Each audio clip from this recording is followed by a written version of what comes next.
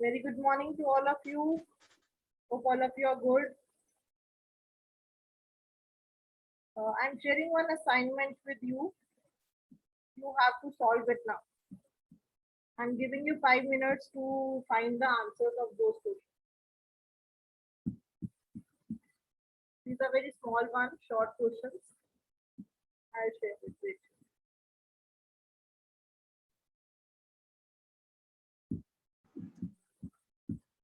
From the chapter only you have to find the answer. Is it visible?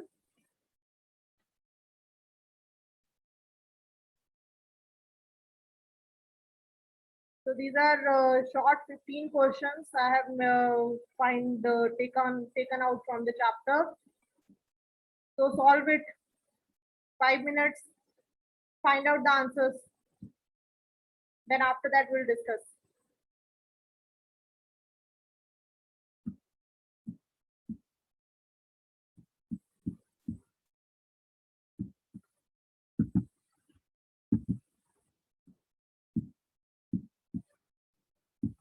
Is it visible? You can view it. Okay. I'll quickly read the questions. Who was the adopted son of Peshwa Bajirao II, which was the last territory to be annexed by East India Company in 1801? Who was the Governor General during the Subsidiary Alliance? Which book is written by Vishnu Bhatt Godse? Who wrote the book From Sepoy to Subedar? What do you mean by mutiny? When and why was Mangal Pandey hanged to death? Who were termed as Firangis? Who was proclaimed as their leader by the sepoys, who was Begum Hazrat Mahal, who was Bakhat Khan, where was Bahadur Shah Zafar sent to prison, when did Rani Lakshmibai died, when did Britishers gain control over the country, and who was Rani Avantibai. Very short questions. Find out the answers. Let's see who can do all.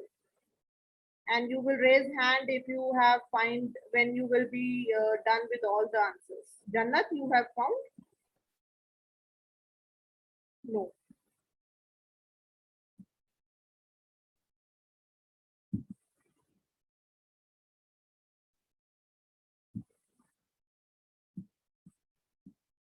Find out the answers to these questions.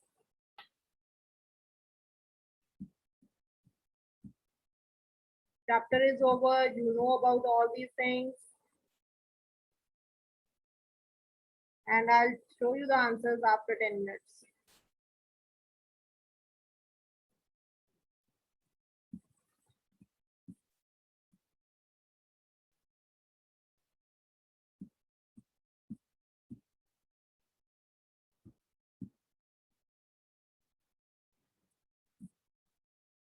Okay, first question.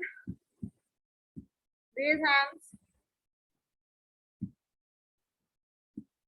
What was the demand of Rani Lakshmi Bai of Jhansi that was refused by the British? Very simple. Yes, Sahaj. Yes.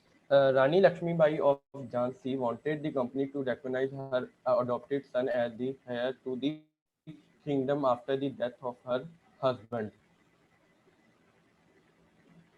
Can you repeat again? Rani Lakshmibai of Jhansi wanted the company to recognize her adopted son as the heir to the kingdom after the death of her husband. Yes. So Rani Lakshmibai, she wanted her son to be the heir to her kingdom. So that's why this was the demand of Rani Lakshmibai that was refused by the British. So you will write that which policy was introduced and under which policy was this thing implemented. Which what was the name of that policy?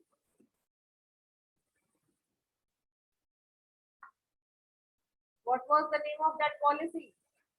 Yes, Mahip is telling doctrine of lapse. Good. So you have to mention that also. So I will provide you the hints, but you will write proper sentences out of that. Okay, same way previously also I have provided you incomplete sentences, means only the hints. Again, I'm telling you because I think you know now that you don't have to write it the same way as we are giving you. You have to write them in complete proper sentences. Okay. Then number two, what did the British do to protect the interests of those who converted to Christianity? So how did they lure them? What did they say? That if you will be converted to Christians, then what will happen? Okay, Mahit will tell. Yes, fine. Yes, ma'am. When the British allowed Christian missionaries to function freely as domain after 1830, they were free to own land Can and you tell me property where page in. number, which page number? Ma'am मैंने notes बनाए हैं ma'am यहाँ Okay, पे okay, fine. You can see. notebook. In 1850, a new law was passed to make conversion to Christianity easier. This law allowed an Indian turned Christian to inherit the property of his ancestors. Many Indians began to feel that the British were destroying the religion, social customs, and traditional way of life. Yes, this is there on page number 53. Okay, so they said that who will be converted to Christianity, they can inherit their properties. What, Sia, what are you writing? Question number 3. I did ask only, just have patience. Okay, so it is there that they said that those who will be converted to Christians, they will inherit their own properties. Okay, they can easily inherit the property of their ancestors. So this was the relaxation given to them. Then third question, what objections did the sepoys have to the new cartridges that they were asked to use? Very simple. I'll take the answer from Amandeep Singh, class 8 blue. Those who are not raising the hands. Who are not raising hand, that means you have not understood the chapter. Amandeep Singh, unmute yourself.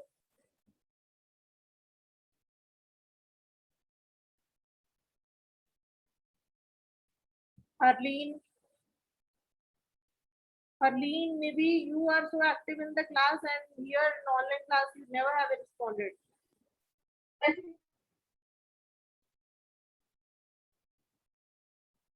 Huh? What happened to you people? And where is Devanshi? She never attends the classes, I think. I have never seen him responding or never have seen attending the classes also. Is she there?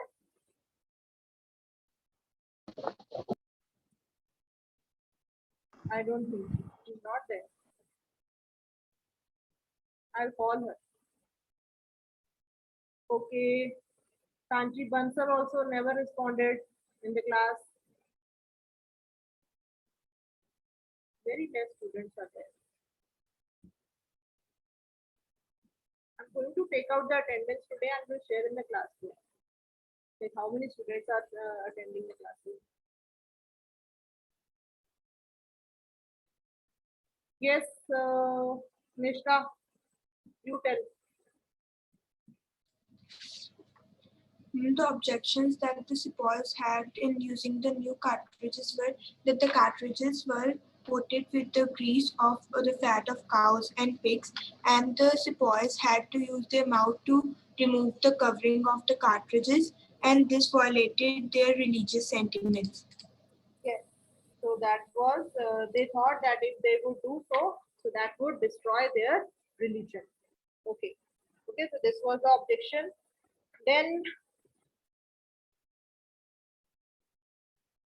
fourth question, how did the last Mughal emperor live the last years of his life?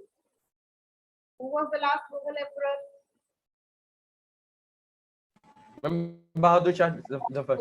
And how did he live the Bahadur Shah last years Zafar. of his life? Ma'am, his title as the I Mughal mean, in emperor Rangoon, was ma'am, a in single Myanmar, man. present in Myanmar. Wait. Yes, my, what do you have to say?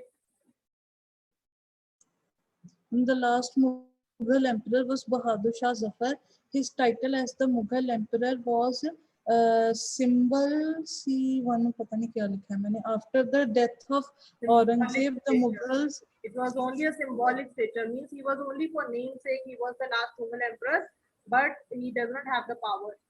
Then After the death of Aurangzeb, the Mughals had lost their power and held only a symbolic status. Zafar was also a symbolic head of 1857 revolt, but once the revolt was crushed, he was tried in the court.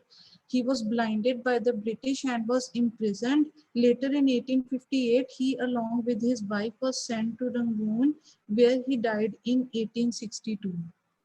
yes. So these all points will come that he was only for symbolic stature, means he did not have any authority. Then after the revolt was crushed, he was tried in the court and he was sentenced to life imprisonment. And then he was sent to the prison in Rangoon, where he died in the jail in November 1862. So you can say his last days of his life were not so happy, were not so good. Excuse me, ma'am. Yes, your street so loud. Ma'am इसमें इसमें ये भी लिख देते हैं the sepoys proclaimed him as their leader in their fight against the British. Why to write that? What is asked? Pucha kya hai? Only this thing is asked, na, that how did we live the last years of his life? Bas, that's it. Don't make it too long. Then next question, what could be the reasons for the confidence of the British rulers about their position in India before May 1857? Why the Britishers, they felt so strong before May 1857, means before the beginning of this revolt? Why did they feel so strong about their position in India? What happened? Yes, Amandeep.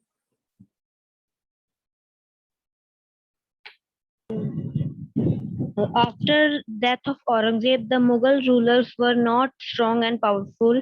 Hence, it was easier for the Britishers to enhance states. Dynasty among Nawabs and the Mughal ruler helped the Britishers to have a firm stronghold over Indian society.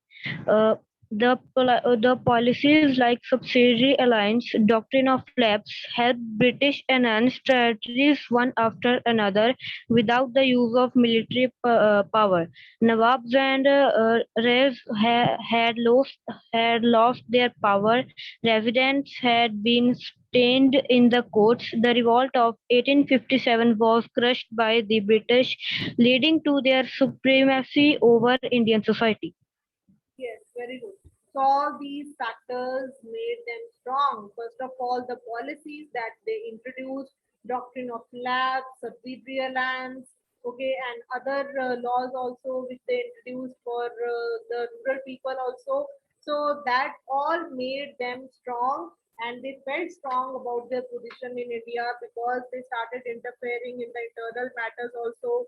They placed residents, they imposed huge taxes, and they pressurized the Indian people, and they could not do anything.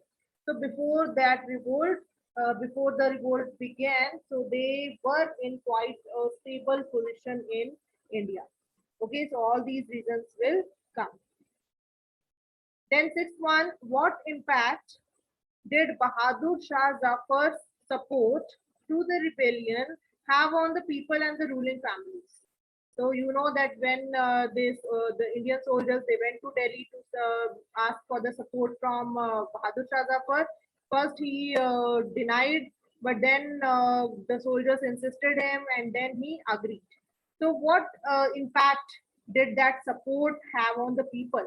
How did people felt when Bahadur Shah Zafar agreed to support them and the rebellion? So what happened? What impact was there on the people? Yes, Ankit. Bahadur Shah Zafar supported for sport for the revolt. Mandal leaders from the various places become confident about ousting the British.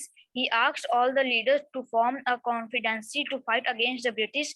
Many small, large kingdoms rule and chieftains the spotted revolt after Bahadur Shah Zafar extended his support to the revolt. They felt that if Mughal emperor could rule again, they too would be able to rule their own territories once again. People felt inspired and gained courage, hope, and confidence to act. Yes. So all these things will come that everybody joined him. He wrote letters to the neighboring rulers also. So they also joined him in the perception that they would be able to rule their kingdom once again. And people, they felt inspired and enthused. It gives them the courage, hope, and confidence to act. Means उनकी बहुत ज़्यादा हिम्मत बढ़ गई थी when Bahadur Shah Zafar decided to support the rebellion. Okay, so that is the main point. Then how did the British succeed in securing the submission of the rebel landowners of Awadh? What happened what did they do to suppress the revolt? So that the landowners should come to them again and they should be able to win the loyalty of the landowners. So what was done? Yes, Yashpreet. Here that will come that reward and punishment that thing which they introduced. That those who will be loyal to us, so they will be rewarded, and those who will not will be killed.